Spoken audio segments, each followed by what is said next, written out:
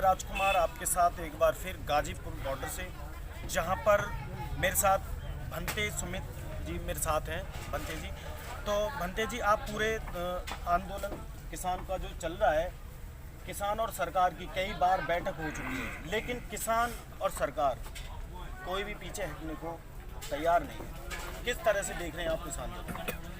किसान अपने हक की लड़ाई लड़ रहा है, अपने रोजी रोटी की लड़ाई लड़ रहा है, पेट की लड़ाई लड़ रहा है। सरकार अडानी अंबानी की लड़ रही है, तो सरकार को इसमें झुकना चाहिए और किसानों का साथ देना चाहिए। क्योंकि जो सरकार है ये संविधान की वजह से है, लोकतंत्र की वजह से है, और लोकतंत्र में सरकार से सवाल पूछना, उनके कामों पर उंगलियां उठाना, ये हक बनता है जनता का। तो ये जो प्रोटेस्ट हो रहा है, आंदोलन हो रहा है, ये संवैधानिक तरीके से हो रहा है, लोकतांत्रिक तरीके से हो रहा है, और अहिंसा तक, मतलब ये अहिंसा से भरा हुआ है, इसमें कोई हिंसा नहीं कर रहा है। इसलिए सरकार को चाहिए कि वो किसानों की समस्या को हल करे। सर, लगातार तारीख पे तारीख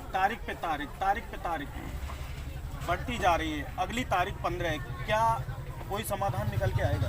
देखिए, सरकारें तारीख इसलिए बढ़ा रही हैं ताकि किसानों का धैर्य टूट जाए, किसानों का साहस टूट जाए, और किसान रोडों से उठ करके गाँव में भाग जाए। फैमिली आ गई, लेकिन उनको ये पता नहीं कि हम लोग यहाँ सालों भर के लिए आए हैं, कोई एक आध महीने के लिए नहीं आए। अगर एक साल भी यहाँ बैठना पड़ेगा तो बैठेंगे, वापस नहीं जाएंगे जब तक ये काले कानून वापस नहीं हम करा लेंगे।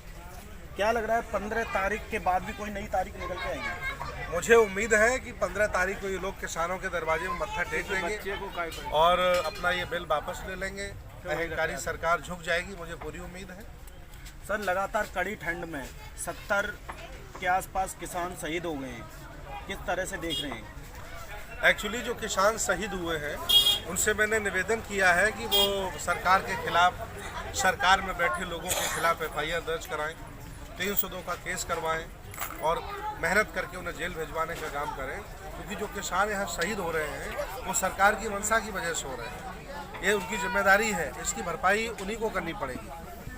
सर, कड़ाके की ठंड बढ़ती जा रही है लगातार, लेकिन आप जो है यहाँ पे जो बहुत सारे किसान मौजूद हैं, किस तरह से अपना समय काट रहे हैं? जितने भी कष्ट हो सकते हैं वो सारे कष्टों को झेल रहा हूँ, जितने भी दुख हो सकते हैं सारे दुखों को झेल रहा हूँ। आशा की उम्मीद है कि अब किसानों की हत्या ना हो, किसानों के साथ अन्याय ना हो, उनकी ज़मीनें उनसे न छीनी जाएं, उनके हक उनसे न छीने जाएं। जब देश विशाल परिस्थिति में आता है तो हम जैसे लोग रोडों पे निकल के आते हैं। ये भारत की सबसे बड़ी विपत्ति है जो कृषि पर है और ऋषि पर है।